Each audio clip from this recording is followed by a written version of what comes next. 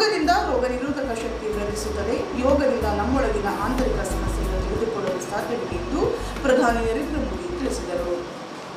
June 21 ಸೋಮವಾರ 7ನೇ ಅಂತಾರಾಷ್ಟ್ರೀಯ ಯೋಗ ದಿನವನ್ನು ಉದ್ದೇಶಿಸಿ ಮಾತನಾಡಿ, ಯೋಗ ಬರೀ ಶಾರೀರಿಕಕ್ಕೆ ಮಾತ್ರ ಸೀಮಿತವಾಗಿಲ್ಲ, ದೈಹಿಕ, ಮಾನಸಿಕ ಹಾಗೂ ಆಧ್ಯಾತ್ಮಿಕವಾಗಿ ಹೆಚ್ಚಿನ ಪ್ರಯೋಜನವಾಗಲಿದೆ ಎಂದರು. ನಮ್ಮ ಕೃಷಿ ಋಷಿಮುನಿಗಳು ಯೋಗದಿಂದ ಆರೋಗ್ಯ ಮತ್ತು ಆಯುಷನ್ನು ವೃದ್ಧಿಪಡಿಸಿಕೊಂಡಿದ್ದರು. ಯೋಗದಿಂದ ರೋಗ ನಿವಾರಣೆಯಷ್ಟೇ ಅಲ್ಲ, ತಮ್ಮನೆಯ ಪಂಚೇಂದ್ರಿಯಗಳನ್ನು ನಿಯಂತ್ರಿಸುವಲ್ಲಿ ತಾವು ಮಾಡುವ ಕಾರ್ಯದಲ್ಲಿಯೂ ಸಹ ಯಶಸ್ವಿಯಾಗಲು ಸಾಧ್ಯವಿದೆ ಎಂದು ಅವರು ನುಡಿದರು. ಇಂದು ಇಡೀ ಜಗತ್ತು ಕೋವಿಡ್-19 ಮಹಾಮಾರಿ ಸಾಂಕ್ರಾಮಿಕದ ವಿರುದ್ಧ ಹೋರಾಡುತ್ತಿರುವಾಗ ಯೋಗ ನಮ್ಮ ಜೀವನದಲ್ಲಿ ಭರವಸೆಯ ಆಶಾಕಿರಣವಾಗಿದೆ.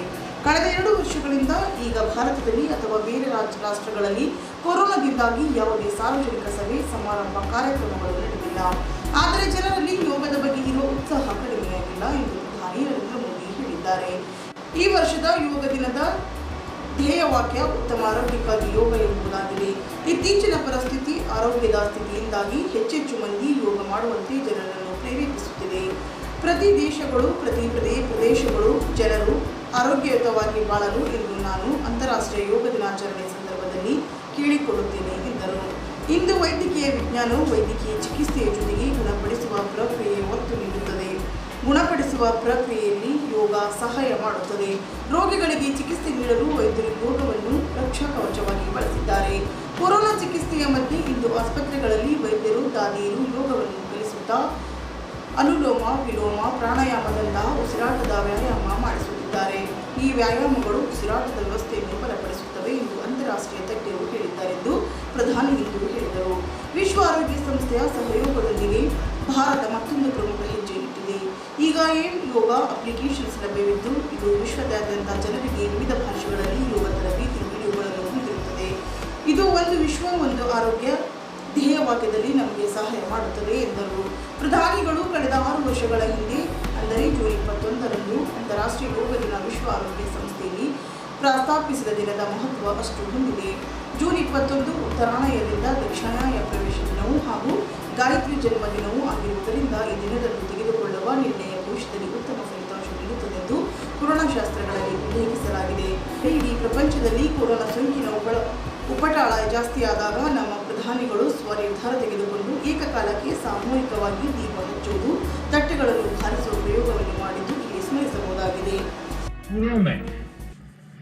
ऑनलाइन क्लासेस की शुरुआत में 10-15 मिनट बच्चों को योग प्राणायाम कराया जा रहा है.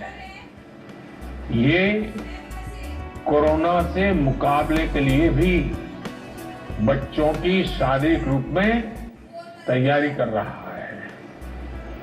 साथियों, भारत के ऋषियों ने हमें सिखाया है, व्यायामात लभते स्वास्थ्य, दीर्घ आयुषम बलम सुखम, आरोग्यम परमं भाग्यम, स्वास्थ्यम सर्वार्थ साधनम. अर्थात योग व्यायाम से हमें अच्छा स्वास्थ्य मिलता है, सामर्थ्य मिलता है और लंबा सुखी जीवन मिलता है. हमारे लिए स्वास्थ्य ही सबसे बड़ा भाग्य है और अच्छा स्वास्थ्य ही सभी सफलताओं का माध्यम है.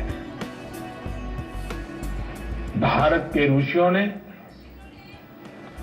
भारत ने जब भी स्वास्थ्य की बात की है तो इसका मतलब केवल शारीरिक स्वास्थ्य नहीं रहा है.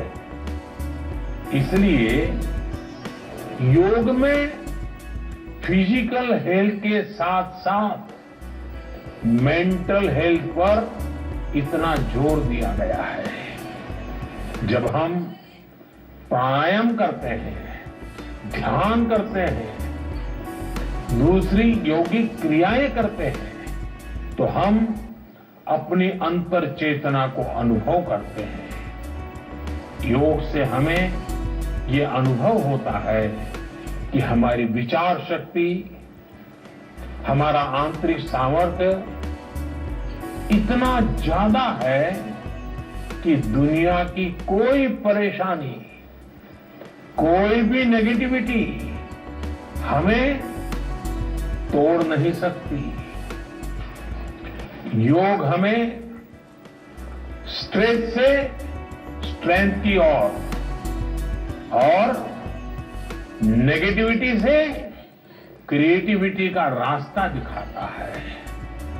योग हमें अवसाद से उमंग और प्रमाद से प्रसाद तक ले जाता है। Friends, yoga tells us that so many problems might be out there, but we have infinite solutions within ourselves. We are the biggest source of energy in our universe. We do not realize this energy because of the many divisions that exist. At times, the lives of people exist in silos. These divisions reflect in the overall personality as well. The shift from silo to union is yoga. A proven way to experience a realization of oneness is yoga. I am reminded of the words of the great Gurudev Tagore, who said, and I quote, "The meaning of our self is not to be found in its separateness from God and others, but in the ceaseless realization of yoga, of union," unquote.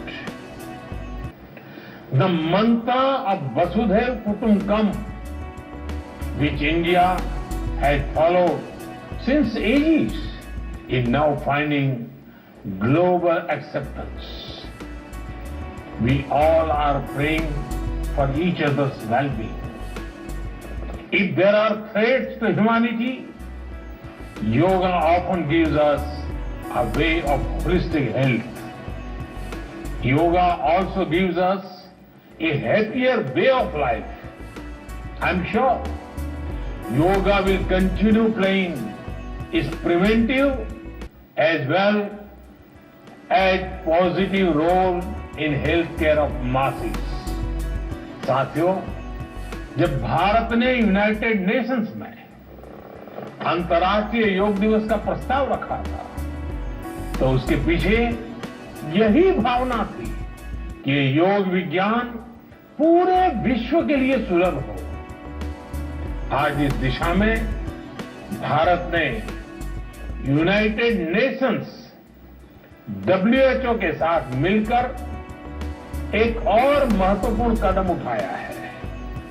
अब विश्व को M yoga app की शक्ति मिलने जा रही है। इस ऐप में कॉमन योगा प्रोटोकॉल के आधार पर योग प्रशिक्षण के कई वीडियोस दुनिया की अलग अलग भाषाओं में उपलब्ध होंगे।